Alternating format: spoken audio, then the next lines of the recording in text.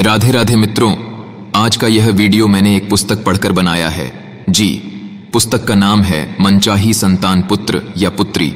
अगर आपको भी यह पुस्तक पढ़ना होगा तो आप भी इसे अमेज़ॉन या फ्लिपकार्ट से ऑर्डर कर सकते हैं।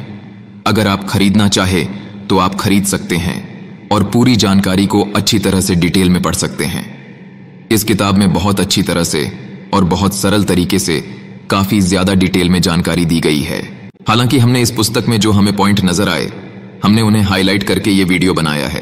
तो चलिए जानते हैं वह कौन से हाईलाइटेड पॉइंट है जिसे यह जानने में आसानी होगी। पुत्र प्राप्त करना है या पुत्री, हम दोनों तरीके आज बताने वाले हैं। पहला है कपड़े, वस्त्र।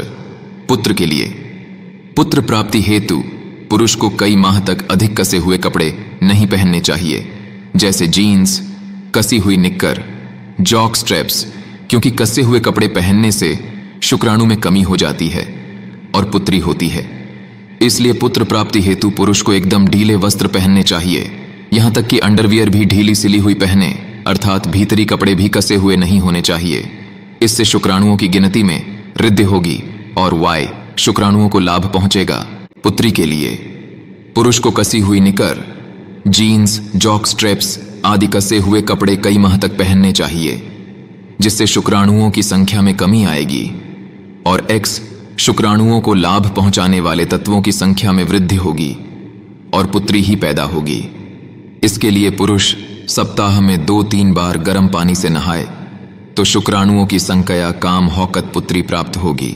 पुत्र के लिए पुरुष को शुक्ल पक्ष एवं मासिक धर्मस्राव से 6, 8, 10, 12, 14, 16वीं रात्रि संसर्ग की रात्रि में स्त्री संसर्ग से 15 से 30 मिनट पूर्व 2 से 3 कप या पी सके तो 4 कप स्ट्रांग कॉफी पीनी चाहिए। ऐसा करने से पुरुष के नर पैदा लड़का पैदा करने वाले शुक्राणुओं की गति तेज होगी तथा बने रहने की शक्ति बढ़ती है। इसी पुत्र प्राप्ति हेतु स्त्री को संभोग से पूर्व योनि में कॉफी का डूश ले लेना चाहिए। यदि स्त्री डूश नहीं ले तब भी पुरुष को संसर्ग से 15 या 30 मिनट पूर्व कॉफी अवश्य पी ले, ताकि पुत्र ही हो, तथा स्त्री को संसर्ग के बाद ठंडा पानी पीना चाहिए। चाहे तो संसर्ग के बाद 1 गिलास फ्रीज का पानी पी सकती है।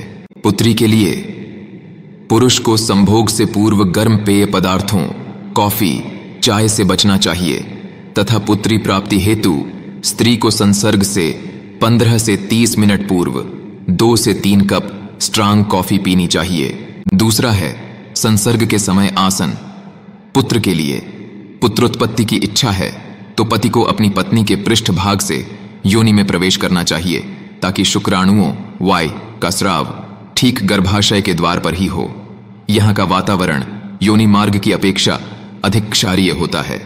योनि मार्ग के अम्लीय वातावरण से ही पुरुष का वाय खत्म हो जाता है, अतः उस वातावरण में ही प्रवेश नहीं करके पत्नी के पृष्ठ भाग से प्रवेश करके सीधे गर्भाशय के बाहर स्खलन करने से पुत्र ही होता है। पुत्री के लिए पुत्री उत्पन्न करने की कामना है तो कृष्ण पक्ष एवं विषम रात्रि में पति को पत्नी के आमने सामने योनि मार्ग में सीधे ही अति सरल आसन, जो आमतौर पर प्रयोग किया जाता है, में संसर्ग करना चाहिए, क्योंकि यहाँ का वातावरण अम्लीय होता है, जिसकी वजह से एक्स शुक्राणुओं को डिंब तक पहुंचाने में अपनी मोटी परत के कारण सहायता मिलती है और एक्स एक्स संयोग से पुत्री ही पैदा होती है।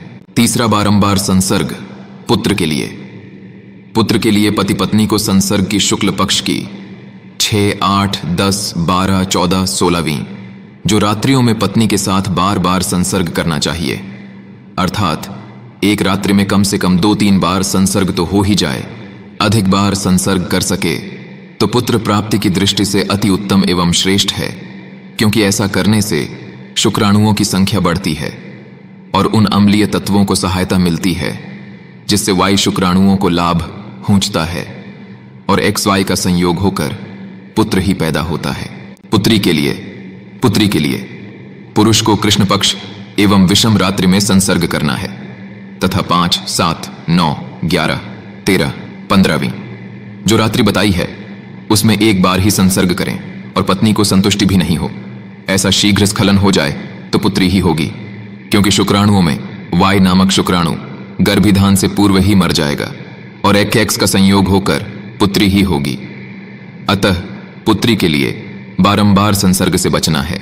यही तो कारण है कि पुरुष ऐसा नहीं कर पाते और पुत्र ही पुत्र पैदा होते हैं। इसी कारण से स्त्री के पैदा होने के अनुपात में कमी आई है, क्योंकि कामी पुरुष आसानी से पुत्र पैदा कर देते हैं और जो सज्जन, धर्मात्मा तथा सीधे साधे लड़के होते हैं संसर्ग भी पूरा नहीं कर सकते, उनके कन्या उत्पन्न होती है। कामी पुरुष ज्यादा हैं, इसीलिए पुत्री पैदा होने का अनुपात भी कम है। चौथा, गर्भाधान हेतु पक्ष एवं रात्रि पुत्र के लिए, पुत्र पैदा करने के लिए शुक्ल पक्ष एवं समरात्रि 6, 8, 10, 12, 14, 16वीं रात्रि ही श्रेष्ठ है। नारद विष्णु पुराण अंक के त्रिस्कंध जातक ज्योतिष स्कंध में वर्णित है। 1. पुरुष यदि चौथे दिन रात्रि में प्रसंग करता है तो उसके निरोग और पूर्णायु पुत्र पैदा होता है। 2. छठी रात्रि में प्रसंग करने से निश्चय ही पुत्र पैदा होता है। 3. 8वीं रात्रि प्रसंग करने से भाग्यवान पुत्र पैदा होता है। 4. 10वीं रात्रि प्रसंग करने से धनैश्वर्यमान पुत्र होता है। 5. 12वीं रात्रि में प्रसंग करने से बलवान पुत्र होता है। 6. 14वीं रात्रि में प्रसंग करने से सर्वगुण संपन्न पुत्र होता है। 7. 16वीं रात्रि में प्रसंग करने से 16 कलाओं से युक्त ज्ञानवान पुत्र होता है। इस तथ्य को ध्यान रखना चाहिए कि उत्तरोत्तर रात्रियां सर्वश्रेष्ठ हैं। चौथी रात से छठी, छठी से 8वीं, 8वीं से 10वीं, 10वीं से 12वीं उत्तम होती है। तात्पर्य यह है कि 8वीं रात्रि में संगम करने से जैसा बलवान और बुद्धिमान पुत्र होगा, उसकी अपेक्षा 10वीं में प्रसंग करने से और भी बलवान होगा, तथा 10वीं से भी अधिक बली 12वीं में प्रसंग करने से होगा। लेकिन यह तथ्य पुराणों, शास्त्रों में लिखा है कि 8वीं रात्रि में पत्नी प्रसंग करने से एक ही बार संसर्ग से गर्भाधान हो जाता है और पुत्र होता है, वह भी बलवान होता है। 16वीं रात्रि के बाद गर्भ का मुंह बंद हो जाता है, अतः 18वीं रात्रि में गर्भाधान होता ही नहीं है। यहां पर यह भी विशेष रूप से उल्लेखनीय है कि चौथी, छठी, 8वीं, 10वीं, 14वीं एवं 16वीं रात्रि में स्त्री का रज कम एवं पुरुष का वीर्य ज्यादा होता है, इसलिए पुत्र ही होता है। पुत्रोत्पत्ति के लिए शास्त्रों में शुक्ल पक्ष में ही स्त्री संसर्ग का प्रावधान कहा गया है। अतः शुक्ल पक्ष में समरात्रि 6, 8, 10, 12, 14, 16वें तभी स्त्री संगम करना है, अन्यथा पुत्र नहीं होगा। शुक्ल पक्ष में चंद्रमा बली होता है और वह संतान का कारक है। चंद्रमा की कला घटने बढ़ने से जब समुद्र में ज्वार भाटा आता है तो स्त्री संसर्ग में शुक्ल पक्ष में वेग क्यों नहीं रहेगा। इसलिए शास्त्रकारों ने पुत्र प्राप्ति हेतु कृष्ण पक्ष में संसर्ग अथवा प्रसंग पूर्णतया वर्जित किया है। शास्त्रों में तो नक्षत्र एवं वार भी दिए हैं, लेकिन उसका वर्णन मैं इसलिए नहीं करूंगा क्योंकि इस प्रकार प्रेम प्रसंग में यदि शुक्ल पक्ष एवं समरात्रि के साथ नक्षत्र एवं वार भी देखने लग जाए तो 5-6 वर्षों तक बिना संसर्ग के रहना पड़ेगा, क्योंकि इतना कलयुग में देखना संभव नहीं है। हाँ, इतना अवश्य देख सकते हैं कि स्त्री प्रसंग के लिए मौसम बहार या बसंत ऋतु अच्छी होती है। हमें इस पुस्तक में एक बहुत ही प्रेरणादायक कथा भी मिली है। हम वह कथा भी आपके साथ साझा करते हैं। उम्मीद है आप इस कथा को भी पूरा सुनेंगे और इस कथा से क्या सीख मिली है वह आप कमेंट बॉक्स में जरूर बताएंगे। निर्बलता या प्रबलता ही इसमें प्रधान कारण है। एक प्रसिद्ध महात्मा हुए जिन्होंने अर्थ की प्राप्ति के लिए गायत्री के पूरे 24 पुरस्चरण किए, बार बार पुरस्चरण करते, परंतु फल कुछ भी दिखाई नहीं देता था। तथापि उनकी श्रद्धा नहीं घटी, न धीरज ही छूटा और न वे उक्ताए ही और पुरस्चरण करते ही रहे। जब 24 पुरस्चरण पूरे हो गए और कोई फल प्रत्यक्ष नहीं दिखाई दिया, तब उनको गायत्री देवी पर तनिक भी अश्रद्धा तो नहीं हुई, क्योंकि वे परम आस्तिक और शास्त्र विश्वासी थे। परंतु उनके गायत्री पुरस्चरणों के द्वारा पवित्र हुए विशुद्ध हृदय में वैराग्य उत्पन्न हो गया और वे सर्वस्व त्याग करके सन्यासी हो गए। सन्यास सर्वत्यागमय होता है और यह यथार्थ सर्वत्याग एक महान पुण्य कार्य होता है। अतः सन्यास ग्रहण करने के पश्चात गायत्री देवी ने प्रकट होकर उनसे वर मांगने के लिए अनुरोध किया। सन्यासी महात्मा ने कहा, माता, मैंने 24 पुरस्चरण श्रद्धा विधि सहित किए। आपने दर्शन नहीं दिए। अब मेरे संन्यास ग्रहण करने के पश्चात आपके प्रकट होने का क्या कारण है? गायत्री देवी ने कहा, वत्स, तुम्हारे 25 ब्रह्महत्या के पाप थे। 24 पुरस्चरणों से उनमें से 24 महापापों का प्रायश्चित हो गया। एक पुरस्चरण और कर लेते तो प्रतिबंधक हट जाता और मैं प्रकट हो जाती, परंतु तुमने यह नहीं किया। अब तुम्हारा यह सर्वत्याग रूप संन्यास महान पुण्य कार्य होने से इसके फलस्वरूप 25वीं ब्रह्मा त्या के महापातक का भी प्रायश्चित हो गया। अब तुम नवीन फल प्राप्त करने के अधिकारी हो गए हो। इसी से मैं अब प्रकट हो गई। सन्यासी महात्मा ने कहा, माता, अब तो मैं सर्वत्यागी सन्यासी हूं। न मेरे मन में कोई कामना है, न मुझे कोई आवश्यकता ही है। बस आपकी कृपा बनी रहे। इस कथा से यह सिद्ध होता है कि प्रतिबंधक की प्रबलता से देवाराधन का मनोवांछित फल तत्काल न मिलने पर भी लाभ तो निश्चित रूप से होता है। मंत्रों में आज भी उतनी ही शक्ति है जितनी प्राचीन काल में थी।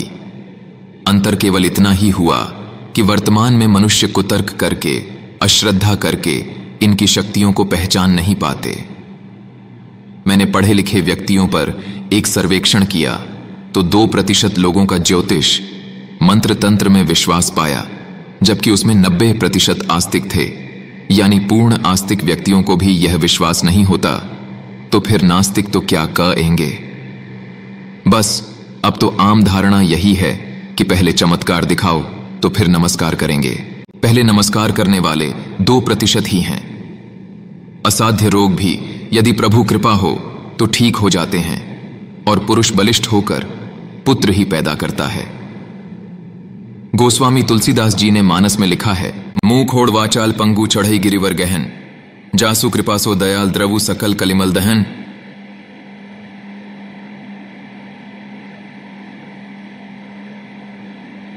तो अब आखिर में बस इतना ही।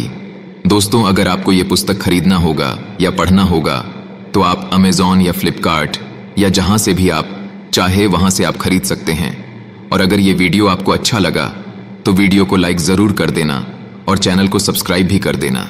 और अगर आपके मन में कोई और सवाल है तो आप सवाल भी कमेंट बॉक्स में पूछ सकते हैं। हम आपके सवालों का जवाब देने की पूरी कोशिश करेंगे। राधे राधे।